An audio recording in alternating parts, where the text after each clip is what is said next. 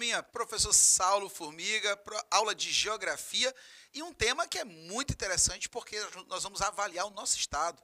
Nós vamos falar sobre as condições, os aspectos socioeconômicos do estado do Maranhão. E, evidentemente, ninguém melhor para falar disso do que nós mesmos, maranhenses, né? Fazendo uma análise de dentro para fora. Olha só, quando você fala dos aspectos socioeconômicos de um estado, é preciso levar em consideração não apenas os números, e aqui nós temos alguns. É preciso levar em consideração os dados nacionais e, sobretudo, o contexto que cada estado está inserido. Gente, nós temos uma distinção de desenvolvimento a nível nacional gigantesco. Então, é claro que eu não posso julgar o Maranhão olhando apenas para o Maranhão. Eu preciso fazer comparações dos números, mas também fazer uma comparação quanto ao contexto que cada território está inserido. Vou te dar um exemplo. Olha aqui, ó. Em termos de renda, já vou trazendo direto para o quadro. A gente vai direto ao ponto. A renda média per capita por domicílio no Maranhão é de R$ 637, segundo o IBGE, no ano de 2019. Olha só, é muito pouco se comparado a nível nacional. 639, não é isso? 637. Quando eu comparo com o Distrito Federal, a média lá é acima de R$ 2.500. R$ 2.500. Então, se eu comparar, olha só, 637 em comparação com o Distrito Federal. Está aqui, ó, DF, acima de R$ 2.500. Então, eu tenho quase o que? R$ 1.800, R$ 1.900 de diferença. Quer dizer, uma diferença que é suficiente para dar 3 domicílios no Maranhão, né? 3 vezes o Maranhão. Mas julgar o número pelo número é a mesma coisa que julgar texto fora do contexto, lá na língua portuguesa. Gente, é preciso lembrar das aulas que nós falamos sobre o território e a construção da identidade econômica maranhense. Por quê? Porque o estado do Maranhão foi um estado que a sua ocupação foi uma ocupação tardia e ainda assim extremamente concentradora. Quando eu falo de Brasília, Distrito Federal, eu estou falando de um processo de aparelhamento. Olha só, aparelhamento daquela terra. Por quê? Porque Brasília tem uma função, é a capital do país. Nasceu tardiamente, veio aí do século XX, meados do século XX, um pouco depois, já completa aí quase 70 anos de vida, na verdade, de existência. Então, é um território que é recente e que, por ser recente, deveria ser extremamente problemático. Normalmente, quando você fala de ocupações recentes, você não tem essa robustez econômica que normalmente as áreas mais antigas possuem. O histórico, né? A herança. Mas, às vezes, por ser recente e principalmente planejada, isso faz com que haja, sem dúvida, melhores indicadores. Um exemplo disso é Palmas, a capital do Tocantins. O estado do Tocantins foi planejado, emancipado lá na Constituição de 88, e Palmas uma capital planejada.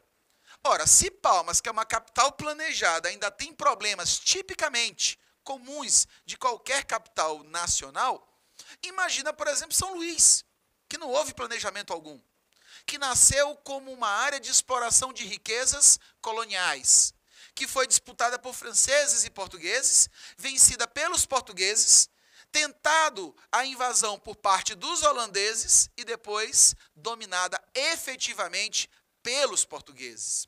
Putz, deu uma confusão aí, né? Peraí, francês, português, holandês, pois é. Naquela época, na época das grandes navegações, os países que se formavam, os estados nacionais que surgiam, se lançavam ao mar atrás de terras para explorar. Então o Brasil nasceu de colônia. O Brasil nasceu como colônia cuja função era exploração. Então nenhuma riqueza que o Brasil possuía seria transformada em investimento para o desenvolvimento do próprio Brasil. Pelo contrário, essas riquezas iam trazer luxo, iam trazer conforto, iam trazer desenvolvimento para quem o explorava. Nesse caso, Portugal primeiramente, depois a Inglaterra e mais recentemente os Estados Unidos, nas suas relações comerciais e políticas. Bem, o estado do Maranhão não é diferente dos estados nordestinos, dos estados do Sudeste. A diferença é que, no século XX, nós vamos falar de uma mudança econômica radical. E aí eu queria que você tivesse muita atenção a isso. Quando você vai avaliar os aspectos socioeconômicos, você vai usar um tripé. Olha só, o tripé. Educação, saúde e renda. Perfeito? Educação, saúde e renda. Então, quando eu uso isso, eu estou falando de um índice batizado de IDH, ou simplesmente Índice de Desenvolvimento, olha só, de Desenvolvimento Humano. Índice de Desenvolvimento Humano. O IDH surge como uma ferramenta de comparação entre os territórios, entre os povos, entre as nações. A ideia era você criar uma ferramenta que pudesse igualar esse olhar, fazendo com que a gente pudesse ter, estatisticamente, um poder comparativo. Então, quando você fala de educação, a gente fala com um tempo médio de escolarização da sociedade. Por exemplo, no caso do nosso Maranhão, 36,8% dos maranhenses concluíram a educação básica. Olha só, a educação básica quer dizer que o mínimo que você precisa ter hoje é o ensino médio. Então, você tem que concluir a terceira série do ensino médio. Minimamente, é o que o mercado te exige. Pois bem, um terço da população, um pouco mais, um terço da população maranhense já tem o ensino médio. Quando você vai ver aqueles que não concluíram, você vai ver que vai haver uma divisão. Alguns não concluíram o ensino médio, mas têm o fundamental completo. Outros não concluíram o fundamental, mas ficaram pelo meio do caminho. E outros nem conseguiram entrar na escola. O número de analfabetos ainda é grande em todo o território nacional e nas áreas mais pobres, evidentemente, esse índice vai aparecer mais. E quando eu falo em áreas mais pobres, é bom lembrar que o nosso estado ainda é um estado considerado paupérrimo. E aí, claro, não dá para mudar isso do dia para a noite. Quando você pega a estatística seca, que é aquela história, texto fora do contexto, você não consegue fazer uma análise imparcial. Por quê? Porque o número ele vai fazer com que haja um limiar. Ora, é fácil dizer que o estado do Maranhão é o segundo pior IDH do país. É fácil dizer. Nós só perdemos por Alagoas. Então, de baixo para cima, relacionando os estados brasileiros, o Alagoas é o de pior qualidade de vida, é o de pior condições de vida, e logo depois o Maranhão. Não é verdade? Então, olhemos para esse índice agora como processo histórico. É difícil você alterar as amarras históricas que foram montadas ao longo de 500 anos. 500 anos de exploração colonial. Então é preciso que haja um sistema de políticas públicas constantes, que é um fato que somente na era mais recente a gente começa a enxergar no Maranhão.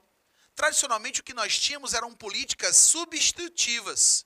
Então, como eu tinha alternância, né, entre vamos dizer assim, as culturas políticas do Estado, então era comum você ter aí uma certa disputa por grupos diferentes que nos levavam, portanto, a estruturas, vez ou outra, alternadas. Quer dizer que aquilo que um fazia, o outro acabava desfazendo ou não dando a mesma importância. É preciso que a gente tenha uma política contínua, como, por exemplo, a política de educação que a gente vem tendo hoje. Uma política focada nas reformas das escolas, que é o programa Escola Digna, num programa de assistência ao estudante. Recentemente, o governo do Estado, na figura da Secretaria de Educação, olhou para a questão, por exemplo, da ausência de estruturas para que as aulas pudessem acontecer presencialmente e dão hoje um suporte muito mais estruturado para que isso retorne de uma forma mais breve e de uma forma muito mais ampla para todas as regiões, e também olhando para outras nuances, como, por exemplo, a alimentação. A escola tem um papel também de alimentar.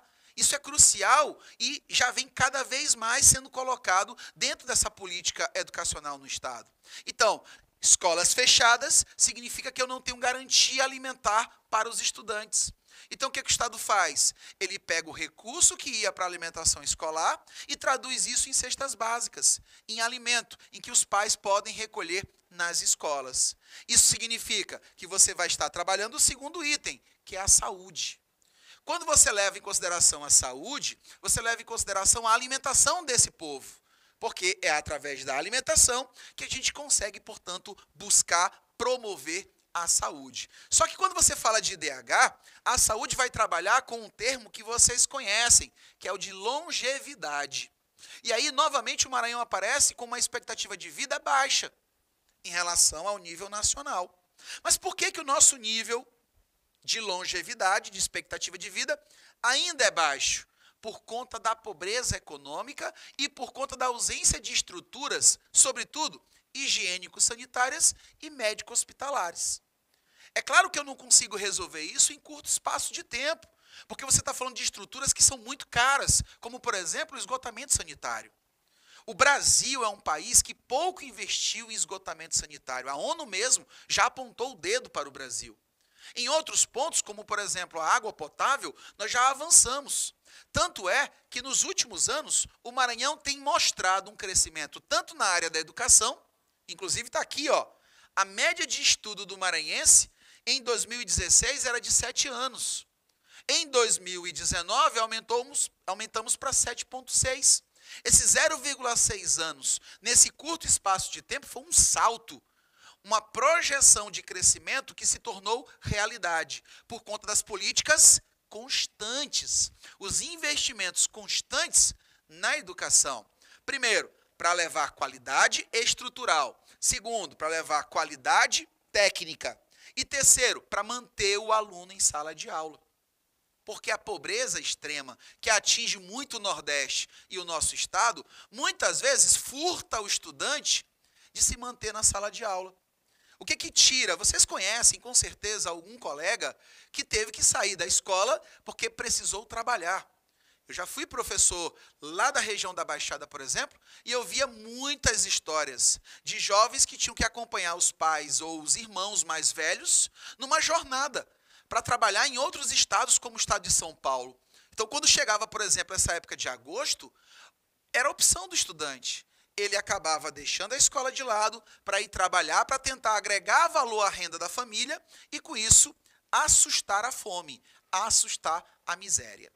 Sei que as notícias não são boas, mas a gente precisa ver a evolução. Não é o dado nu e cru, gente. A gente precisa ver o contexto. É o que a gente sempre fala.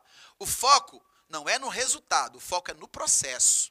E quando eu foco no processo, eu preciso criar, portanto, uma linha de raciocínio de longo prazo. Ora, o que a gente está vendo na educação? Que está havendo um crescimento exponencial do tempo de duração na escola, do tempo de frequência na escola. Então, eu tenho mais tempo de estudos. Com mais tempo de estudo, significa mais conhecimento técnico. Com mais conhecimento técnico, eu lanço essa mão de obra para o mercado de trabalho com melhor qualidade. Então, evidentemente, essa mão de obra com melhor qualidade vai ter acesso a uma melhor renda, vai ter acesso a melhores estruturas e o tripé está completamente sólido. Eu tenho educação, eu tenho saúde e agora eu tenho renda. Então, esse dinamismo não consegue ser alterado em um curto espaço de tempo. Quando eu falo curto espaço de tempo, eu estou falando de décadas. Sabe por quê? Olha para a história do Maranhão. O Maranhão vem de uma história em que a principal atividade econômica era a agropastoril. Era a agricultura, latifundiária, ou seja, terras concentradas, e voltada para a exportação. Então, isso levava a gente a uma dependência em relação aos mercados internacionais. Além disso, eu devo lembrá-los sobre o processo industrial. Não é só o Maranhão que sofre com isso. Eu tenho o Alagoas, o próprio Pernambuco e a própria São Paulo. Gente, São Paulo, por exemplo, ele tem cidades com IDH comparados ao Canadá, mas em São Paulo eu tenho cidades que possuem IDH comparáveis a países extremamente pobres, como o Haiti, dentro de uma mesma ou de um mesmo estado do Brasil. Assim como no Maranhão, eu tenho, por exemplo, São Luís, com IDH de 0,768, e eu tenho o Fernando Falcão, com IDH de 0,443. Mas peraí, o que quer dizer esses números? Vamos lá. O IDH, você sabe, Índice de Desenvolvimento Humano. Você sabe que o IDH, para ser calculado, ele leva em consideração um tripé. É educação, sobretudo tempo de estudo, saúde, sobretudo longevidade, expectativa de vida, e renda, que no caso é a renda per capita por domicílio. Perfeito? Quando eu faço esses cálculos, eu descubro que São Luís tem o melhor IDH do Maranhão e que Fernando Falcão tem o pior IDH do Maranhão. Só que o que me importa é entender como São Luís passou a ter o melhor IDH e como Fernando Falcão o pior.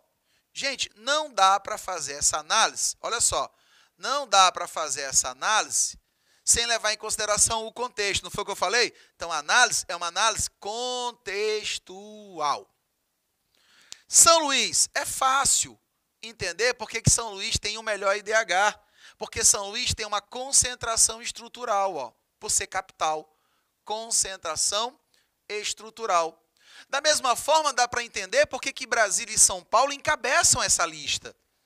É fácil entender por que São Paulo tem uma das melhores qualidades de vida. Porque São Paulo concentrou as estruturas econômicas ao longo de séculos.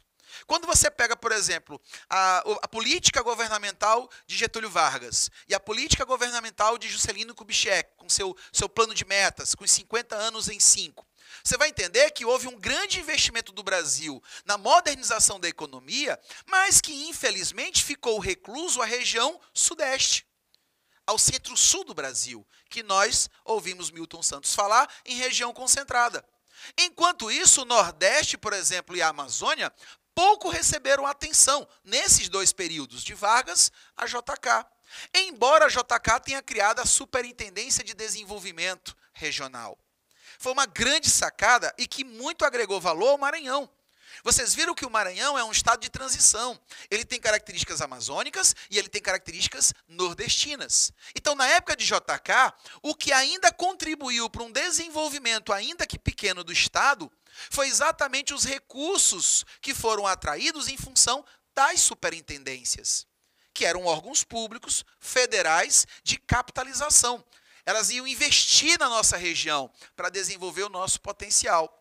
Então, eu tinha o Maranhão nordestino com a Sudene, o Maranhão amazônico com a Sudã. Lembrando que o Maranhão era 100% nordestino para o IBGE. Então, eu tinha tanto a Sudene quanto a Sudã atingindo o estado do Maranhão. Então, houve grande captação de recursos e isso trouxe grande desenvolvimento. Tanto é, pessoal, que eu quero lembrá-los que o Maranhão só vai se modernizar praticamente ali no final dos anos 80 e início dos anos 90. Quando a gente tem, por exemplo, no final dos anos 80 e início dos anos 90, a entrada da Alumar, a entrada do programa Grande Carajás, a entrada de fábricas de cimento e, sobretudo, o desenvolvimento, os investimentos no Porto do Itaqui, que era, sem dúvida, um dos grandes potenciais que o Maranhão possui para atrair esse investimento. Então, recentemente, na história recente do Maranhão, que a gente tem visto o Maranhão sendo protagonista.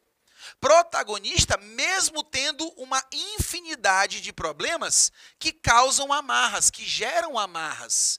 Aos poucos, as políticas públicas maranhenses atuais, como, por exemplo, o programa Nosso Centro.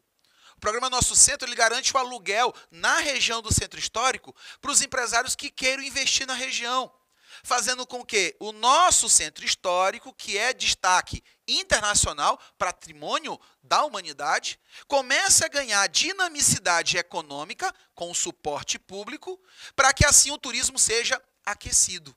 Olha só, o que nós temos que torna o Maranhão individualizado são duas coisas. Nós temos o conjunto arquitetônico português, que é destaque mundial em São Luís, em Alcântara, e chegando até Icatu, e você tem Barreirinhas com os lençóis maranhenses. Não só Barreirinhas, mas várias outras cidades. Então eu preciso de políticas que desenvolvam esse atrativo, para que assim, entre mais capital, com esse capital eu gero mais tempo de estudo, porque eu tenho mais investimentos sociais, e com isso o IDH do Maranhão, o IDH do Maranhão, consiga, portanto, avançar. Não é fácil, a gente sabe disso, mas a gente precisa arregaçar as mangas e persistir. E uma dessas questões está bem aqui. O trabalho que você está tendo na TV Educação, levando, sem fronteiras, educação de qualidade e gratuita para todo o estado do Maranhão. Perfeito? Então, isso aqui já é uma política de melhora do IDH.